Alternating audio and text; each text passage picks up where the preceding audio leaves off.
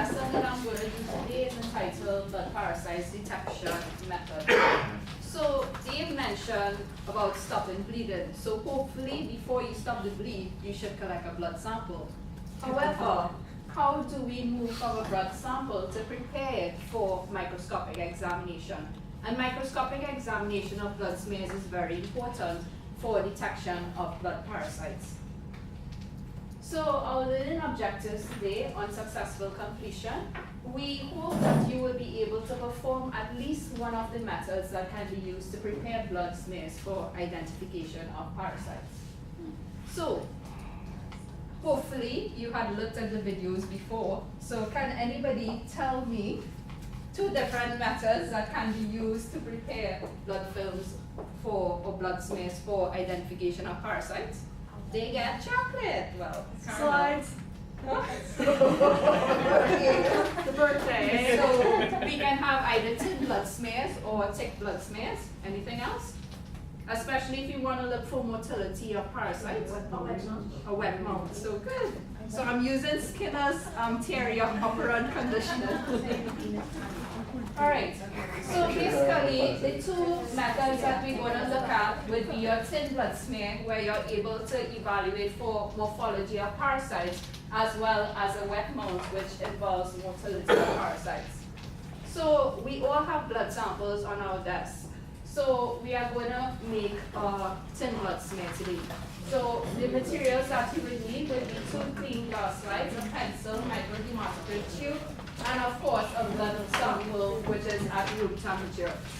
So on your desk, you would see a tray with slides, you would see pencils, microhematocrit tubes, etc. So the first step we want to do, of course, would be to label our slide. So anybody can tell me, why do you think labeling of your slide is important? Right, so if you have multiple samples, you would not identify patient A with patient B, etc., and mix up those slides. So they correspond to the particular patient. So just for you, I just want you to label one of your slides, either number 1, number 2, or so. The next step, so while somebody is labeling the slide, the next step that I want you to do is to, with the purple top tube, which contains the blood, just someone who has the gloves, just kind of gently invert it up and down. So the purple top tube, you gently invert it up and down, and this is just to allow all the components of the blood to be mixed. So we don't want to vigorously shake, because vigorous shaking can also damage some of the cells.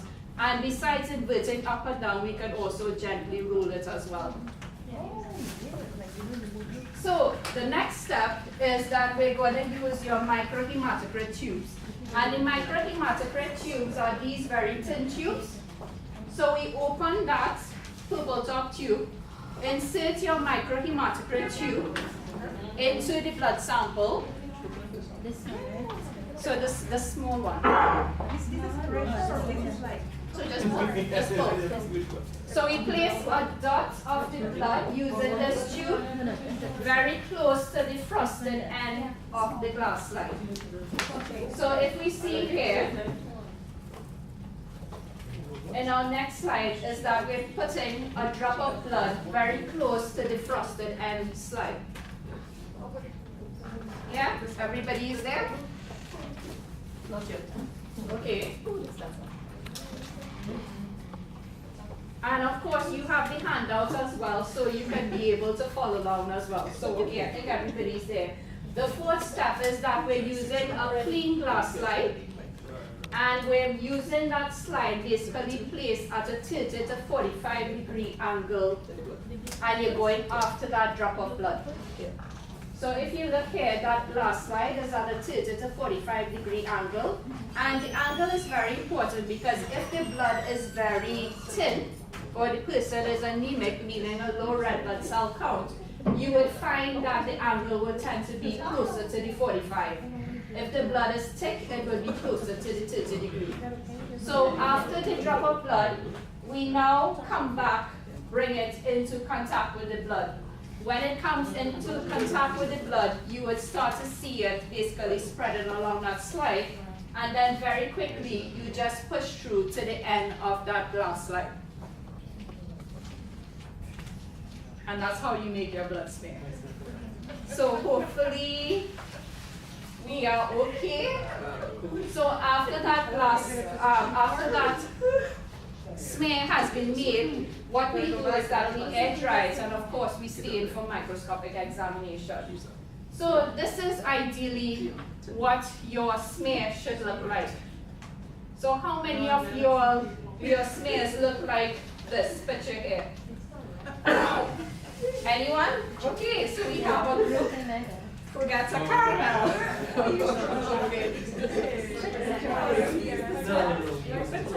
So from there, we can actually see that the smear is supposed to be somewhat kind of tongue-shaped, and the ideal smear should not touch any of the edges of the glass slide. So, seeing that we have some time, hopefully, we go into the wet mount preparation. So the wet mount, what we do is that you have droppers on your desk, and the red top tube basically contains saline. So using your droppers, I just want you, the red top tube has a saline. So using your droppers, I just want you to take a drop of saline, using your droppers, place it on a clean glass slide. Just one drop. After, you take a drop of the blood in the purple top tube and place it into that drop of saline on the glass slide. No, so the dropper. Yeah, this one. So you're using the same dropper, you place a drop of blood into the saline, and using the wooden applicator sticks, you just gently mix the two together. Right, so using the wooden applicator sticks, you mix the blood and the saline together, and then you would have a cover slip, which is a small one. You just gently rest on top of it. I use that too. So this is what your wet mount is supposed to look like. So when you mix the blood, the drop of blood as well as the drop of saline together, you just put the cover slip on top of it, and that is what you would use for microscopic examination. So basically, I just want to see if the video shows. So this video actually shows some of the hemoparasites which is actually moving through blood. So this kind of emphasizes why it is important that you should do a blood smear examination along for every CBC. So for my post-test, I have a link there. Let me just check and see if I can get it open.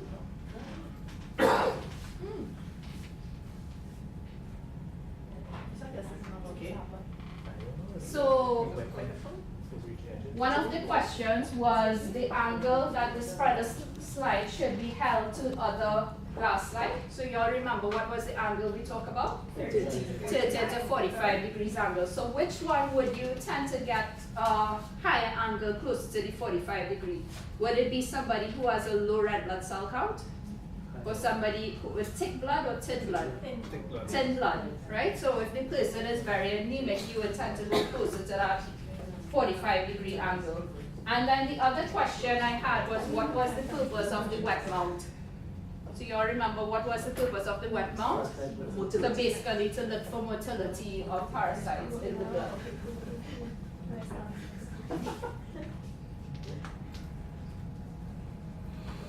So in summary, basically examination of blood, there are two main procedures which are done, which is a thin blood smear, which is used for evaluation of the morphology of different parasites, as well as your wet mount, which is used to look for your motility of parasites. Yeah.